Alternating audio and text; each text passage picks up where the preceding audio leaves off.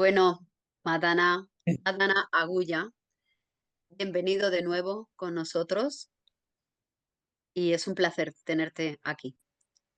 Igualmente, igualmente.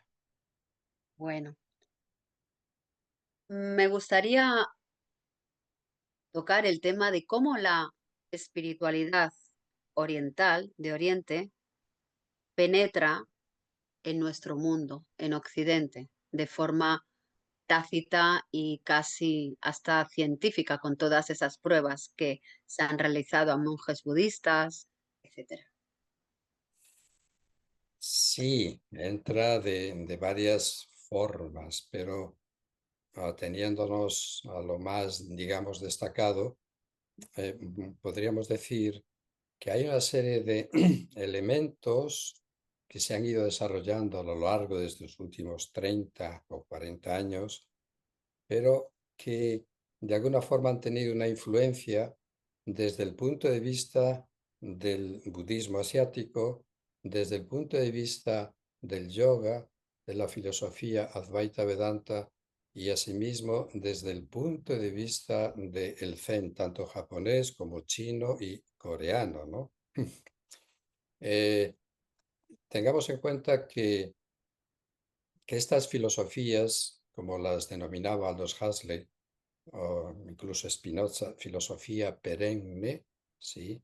Se acerca, o nuestra sociedad siente curiosidad por ese ámbito, pero de alguna forma cuando va penetrando en nosotros sí que hay grupos que siguen esas tradiciones fielmente, pero a nivel general de la sociedad, lo que esta es, lo que esta hace es ir acogiendo elementos que incrustamos en nosotros para que nos sean válidos y podamos desarrollar una serie de elementos de los cuales carecemos, como métodos o técnicas de control mental o de ayuda a la atención, al desarrollo de la atención, que luego van tomando visos terapéuticos porque nos ayudan a entender mejor los estados mentales y al mismo tiempo a combatir estados de estrés,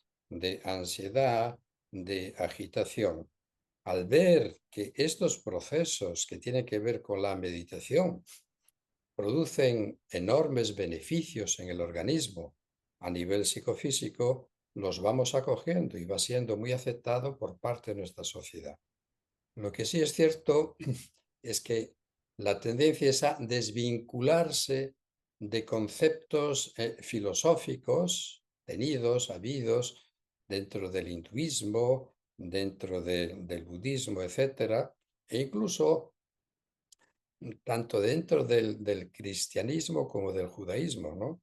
Cuando hablamos de la meditación cristiana, sobre todo cristiana ortodoxa, ¿no? Que se practica todavía en ciertos monasterios, sobre todo en el monte Athos, en Grecia, pero retiramos los elementos que tengan que ver con las creencias, que tengan que ver con ese tipo de método, digamos, religioso, y lo convertimos en un elemento estrictamente relacionado con el desarrollo de la atención y de la concentración, puesto que nos hacen ver que si tú prestas atención, en este caso, a tu respiración, lo que se llama anapanasati, o haces el recorrido o barrido a lo largo de tu cuerpo para observar las sensaciones, eso va a generar un estado mental altamente positivo que se puede apreciar objetivamente a través de una tecnología moderna que tiene que ver con la neuroimagen, sobre todo, pues qué sé yo, a través de las resonancias magnéticas, en este caso, ¿no? Que vamos viendo qué áreas del cerebro van siendo modificadas, transformadas, qué zonas se ven activadas, qué es aquello que la componen y qué tipo de sustancias o neurotransmisores se van generando, que van dando lugar a que esas sustancias provoquen en el individuo unos estados de ánimo de mayor calma, que le permiten dormir mejor, concentrarse mejor, estás más relajado y que inciden muy directamente sobre el sistema nervioso autónomo que pensábamos que no teníamos control en absoluto sobre él, pero sí nos damos cuenta que podemos, hasta cierto punto, controlar la respiración, la presión sanguínea, el ritmo cardíaco, etcétera, e incluso modificar las ondas cerebrales, ¿no? Que a grandes rasgos serían cinco, ¿no? Esas ondas cerebrales que tienen que ver con las ondas alfa, beta, zeta, delta e incluso oscilaciones que son pues mucho más potentes y mucho más poderosas que se descubren cuando uno medita profundamente, gamma. Y esas oscilaciones gamma, cuando uno durante un segundo llega a mm, a que se generen de alguna manera, va dando lugar realmente a un estado interno que produce una sensación desconocida para los caminos habituales de nuestros estados mentales. Y esto se ha ido haciendo a lo largo de estudios, sobre todo con meditadores, con 20.000 horas de meditación, y luego hay una serie de famosos meditadores que son monjes, como Mathieu Ricard, que es un francés pero que vive en la zona del Tíbet, o con Mingyur Rinpoche, y luego van apareciendo, digamos, especialistas como Richard Davidson en Wisconsin, que va llevando a cabo, y lo mismo que otros muchos, evidentemente, estos estudios y en contacto con el Dalai Lama en su momento y otros muchos científicos, pues va habiendo una explosión dentro del budismo y de la meditación que se va expandiendo por todo el mundo y va dando lugar a que vaya siendo muy acogido, perfectamente acogido, en el campo de la medicina, en el campo de la psicología, en el campo de la salud de mente y cuerpo, ¿no? Y aquí hemos llegado, no solamente ellos, sino también tiene mucho que decir, o ha dicho mucho, o tiene mucho que ver los estudios del doctor Herbert Benson de Harvard, que él lo denominó The Relaxation Response, la respuesta de la relajación, pero en base a la meditación, y asimismo hablaba de todos los beneficios que se iban generando en todos sus pacientes, y a través de estudios publicados, muchos en estos últimos años, y en revistas altamente especializadas, pues va dando lugar a que haya una gran acogida. Y por último decir que, evidentemente, en el ámbito del yoga, pues han sido muchos de los maestros que han inducido a este comportamiento de bienestar de cuerpo y mente, sobre todo perfectamente, ampliamente acogida por nuestra sociedad, desde Swami Kubalayananda, ¿no? Que en los años 20, más o menos, 1920, en el siglo pasado, pues llevó a cabo una serie de estudios y mediante las prácticas diversas del Hatha Yoga, fundamentalmente, producían grandes beneficios en el organismo. Lo mismo ocurría con Swami Shivananda, que fue médico, ¿no? Y mediante las prácticas del yoga hablaba de salud a través del yoga. Y luego, pues, una serie de estudios que se han hecho a yogis que han venido a Occidente, como Swami Rama, por ejemplo, en el laboratorio en Topeka, eh, han hecho una serie de pruebas y tenía, pues, ese poder de modificar su ritmo cardíaco, la temperatura corporal y modificar sus ondas cerebrales, etcétera, ¿no? Al igual que otros muchos, por no ser prolijo en esta explicación. Y luego, los que han tenido realmente una enorme importancia en este desarrollo han sido grandes maestros, sobre todo budistas, y que son tanto tailandeses como birmanos, como cingaleses, es decir, de Sri Lanka, ¿no? E incluso de India. Pues, por mencionar de nuevo algunos, en la tradición de Myanmar, lo que antes era Birmania, nos podemos encontrar con Ledi Sayadaw, que tuvo luego un discípulo, Mahasi Sayadaw, que ha sido uno de los grandes exponentes de la meditación budista mediante un método de meditación determinado. Y lo mismo ocurre con, eh, pues por poner otro ejemplo, U Ba King, un maestro de Goenka, que puso como de moda esos 10 días de meditación, de práctica meditativa, ¿no? Y que nos hablaba de la meditación a través de la observación de la respiración y el recorrido del cuerpo para observar las sensaciones agradables y desagradables que forman parte de nuestra existencia y que nuestro cuerpo y nuestra mente hay una serie de sensaciones altísimamente, infinitamente eh, sutiles que pasan desapercibidas para nosotros, pero cuando uno pasa por ese proceso meditativo de observación, se da cuenta uno que toda esa reactividad mental que forma parte de nuestra existencia deja de tener el valor que le damos porque nos damos cuenta que todo es pasajero. Aparece, todo es anicha, pasajero, pasajero, y cambia, y otra, y otro, y así una y otra vez. Y esto es lo que va modificando los patrones de conducta mentales y nos va llevando a otro tipo de experiencia. Cuando uno tiene una experiencia directa de todo ello, ya aquellas cosas que le gustaban dejan de atraerle, porque la mente ya tiene otro tipo de valor que le da a la vida, a la existencia. Y la vida comienza a tener un sentido totalmente distinto. Es como cuando uno es niño o niña, juega con sus juguetes, pero cuando se hace adulto recuerda aquello como algo pasado que no le atrae, que ha sido una fase de su existencia. Pues lo mismo ocurre cuando uno medita. Todas estas cosas que ahora tienen un gran valor para nosotros, de manera gradual van dejando de tener prioridad para que tenga prioridad otro tipo de existencia interna que nos va enriqueciendo, ¿no?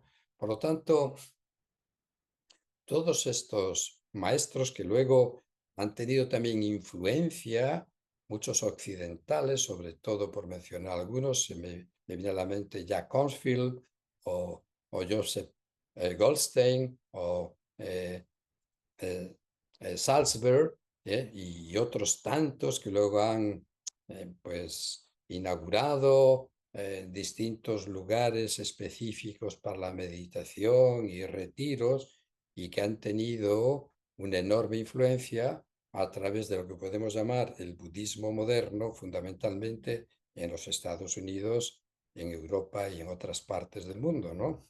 Así que destacar que todo ello ha tenido una enorme influencia y que luego también acercándola al entendimiento occidental, también ha influido mucho John Kabat-Zinn con sus métodos de la meditación basada en la reducción del estrés, ¿no? Entonces, a través de esos cursos que han tenido una enorme influencia en la actualidad, pues todo el mundo practica eso que se denomina mindfulness, ¿no? Pero hay que decir también que los grandes expertos budistas están un tanto en desacuerdo con el método y la forma de enseñarlo. Pero bueno, esto Ujú, es mejor aparcarlo por el momento y dejarlo ahí de lado. Por lo tanto, sí es cierto que la meditación es ese puente que nos lleva a orillas del río de la vida, del otro lado, para darnos a entender que podemos estar más a gusto con nosotros mismos, que podemos desarrollar una vida mucho más fructífera, que podemos influir no solamente en nuestra existencia, sino de qué me vale a mí estar enfadado, encolerizado, estar de manera continua en desacuerdo conmigo mismo porque las cosas no se avienen a mis deseos y una vez y otra vez. Y este enfado, primeramente, me produce dolor a mi vida y a mí mismo, y no solamente a mí, sino a todos aquellos que nos rodean. Por lo tanto, si esto me ayuda a cierta transformación de mi existencia y hacia mi bienestar personal y al de los demás, no cabe duda que esto es una joya. Y eso tenemos que, ese tesoro, realmente hacerlo parte de nuestra vida, ¿no? Yo creo que Esto sería más que suficiente por el momento, ¿no? Ahora, si tú crees oportuno, sí que podemos hacer de manera práctica una meditación que nos puede ayudar a centrar la atención, a calmar la mente, a aprender a penetrar en nuestro interior, porque es un mundo que hay que explorar y descubrir. No es tan sencillo. Es como cuando uno penetra en la selva amazónica y va solo con un machete, poco puedes hacer. Aquello es muy espeso, muy oscuro, ¿eh? Y es bueno que vayamos con un guía que conozca el lugar, que nos vaya acercando, explorando, conociendo ese territorio. Pues ese territorio de la mente tan ignoto, tan desconocido, es bueno que empecemos a penetrar poquito a poco, ¿eh? Sin ansiedad, sin obsesión, sin compulsión, con una mente abierta, con una mente de principiante, como suele decirse en el Zen, ¿no? Hay que Ujú. decir que evidentemente no quiero dejar de lado la influencia, por otro lado, de grandes maestros del budismo, como ha sido Suzuki o como ha sido Trungpa, o como han sido pues otros muchos que también han influido en nuestra sociedad, ¿no? O sea, por lo tanto, se trata de enriquecernos los unos a los otros. Y no hay tanto una mente oriental y occidental. La mente es una. El sufrimiento es igual para un judío, un cristiano, un hindú, un castellano, un español, un gallego, quienes sean. ¿Sí? Es como, yo soy hindú y por lo tanto tiene que hacerme una transfusión de sangre, pero solamente tiene que ser hindú. Claro. No, Bueno, es la eterna, el eterno baile entre la dualidad, ¿no? Es la incorporación hay que erradicar de todas la esas sensación. etiquetas que son divisiones y son compartimentos estancos. Somos miembros de la raza humana. Vivimos en el mismo hogar que es este planeta, que es el planeta Tierra, que nos lleva de aquí para allá. Y el ser humano no tiene otra cosa que hacer que matarse entre sí, una guerra y otra, y desacuerdo de manera continua. Modifiquemos este territorio mental para que sea realmente un amigo que colabore, que sea solidario con todo aquello que nos rodea. Y no haría falta morirse para ir al cielo. Esto sería el paraíso realmente. Pero eso depende de modificar la condición del ser humano y erradicar todas esas malas hierbas de la codicia, de la avaricia, de la lujuria, del egoísmo, ¿eh? Por lo tanto, tiene que haber menos egoísmo, mayor inegoísmo y tomar ejemplo de esas luminarias que van por delante de nosotros y que siempre están ahí en disposición de ayudar, de colaborar, de ser benevolentes, de ser compasivos, de desarrollar todas aquellas cualidades que las tenemos ahí escondidas y las sacamos a pasear muy de tarde en tarde. Así Bueno, que vivimos también en una sociedad que impone la competitividad, etcétera, etcétera.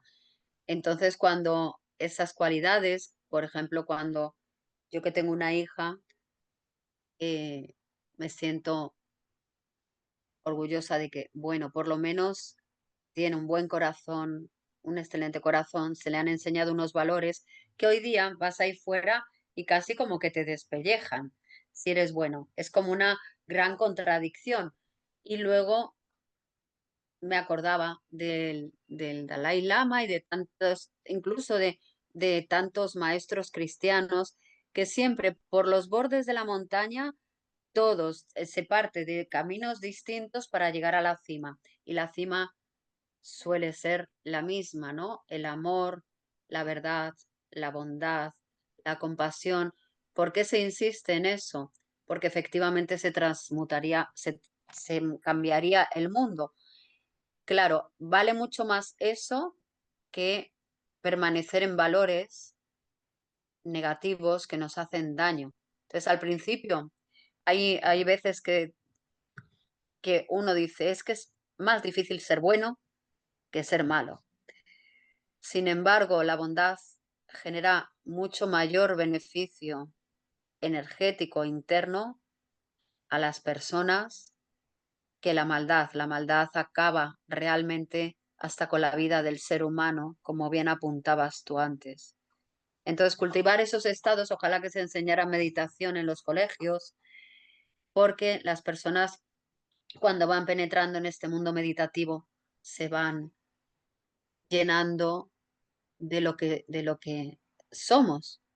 Bueno, yo creo que habría que educar para la paz, educar simplemente no para luego llegar a la sociedad y ser una sociedad competitiva donde se te suele educar para llegar a ser alguien, a ser algo y a que el otro lo mismo y por lo tanto hay una lucha y una disputa ¿eh? Por llegar a lograr metas determinadas que genera a veces ese choque continuo dentro de la sociedad. Por lo tanto, yo creo que importante sería educar para la paz. Eh, Educar a los educadores, a los gestores, a los gobiernos.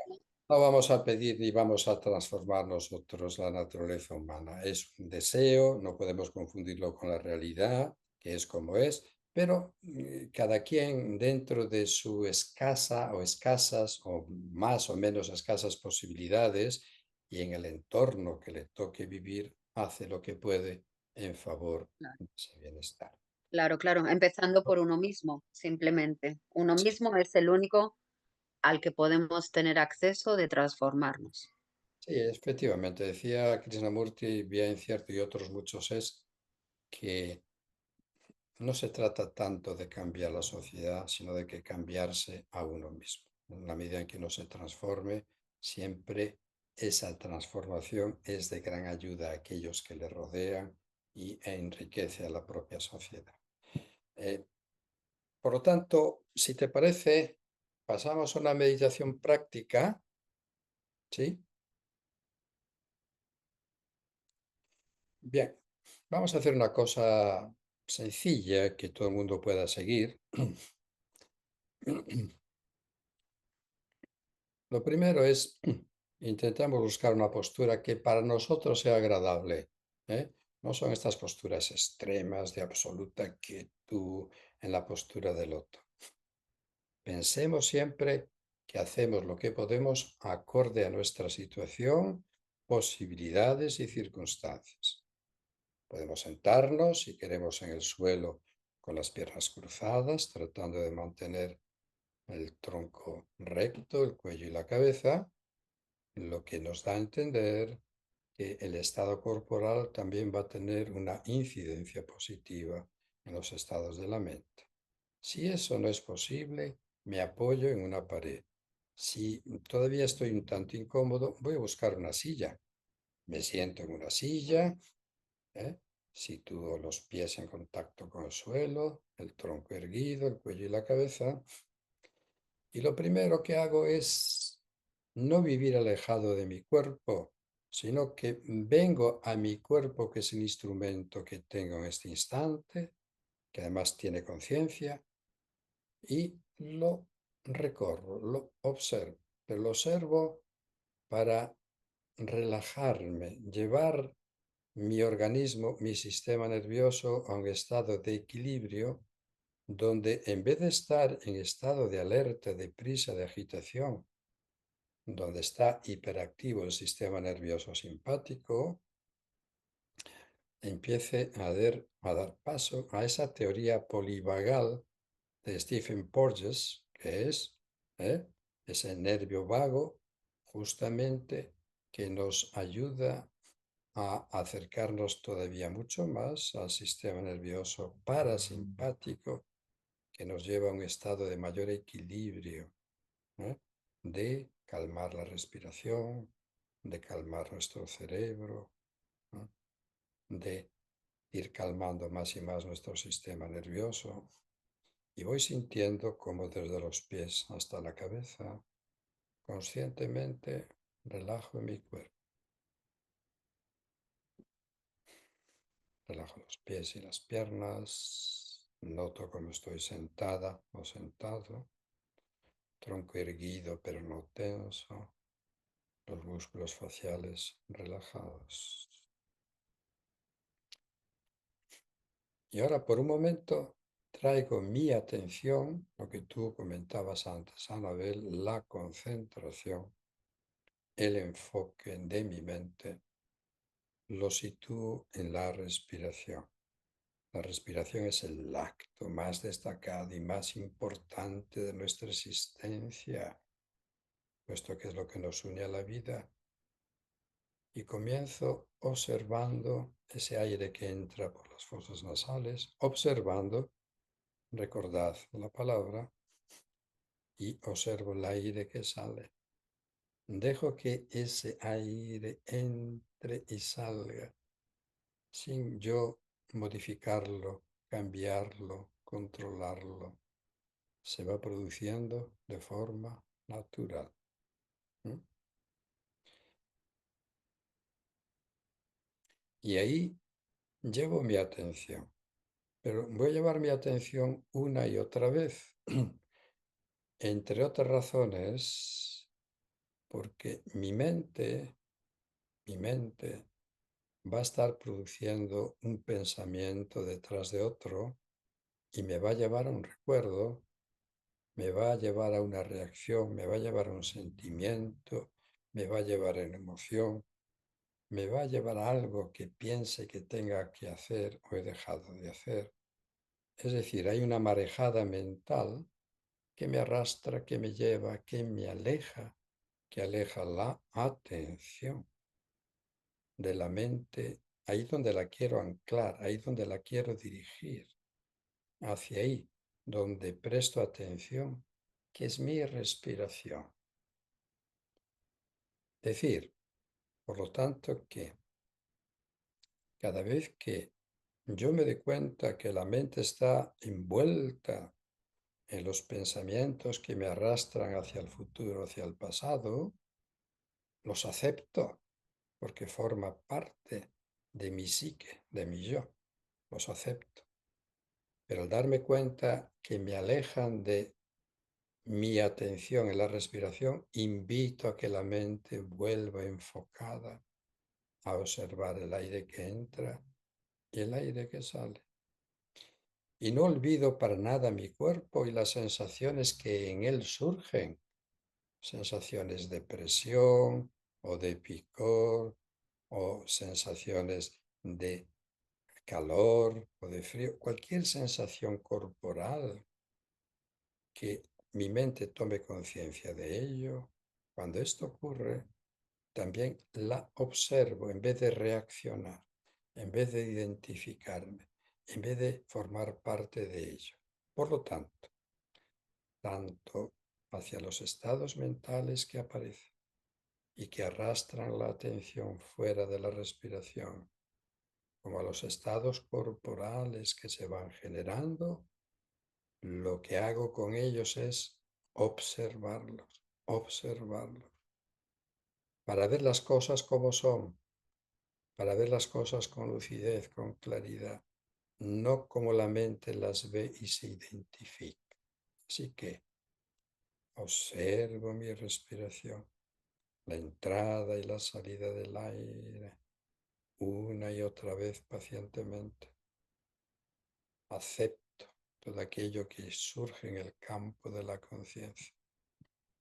Y cada vez que la atención se aleja para formar parte del futuro, del pasado del cuerpo, conscientemente, pacientemente, una y otra vez, traigo la atención a la respiración momento a momento, sin juzgar, sin identificar, sin estar reaccionando, solo observa, observa, observa. Nos vamos a quedar ahí durante unos minutos siguiendo estas instrucciones.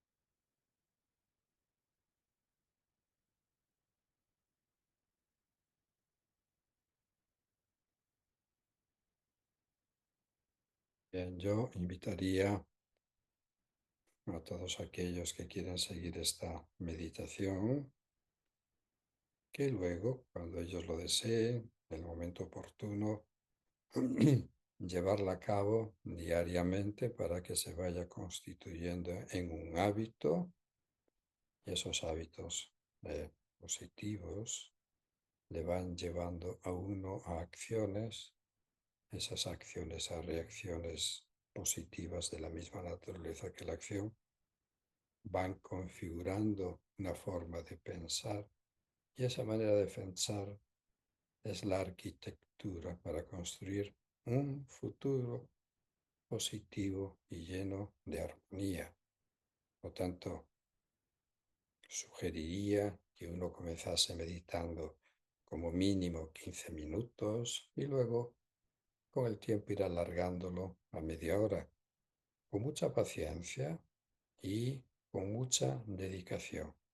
Y entonces uno notará, logrará, conseguirá los frutos de la meditación que requieren tiempo, constancia, dedicación.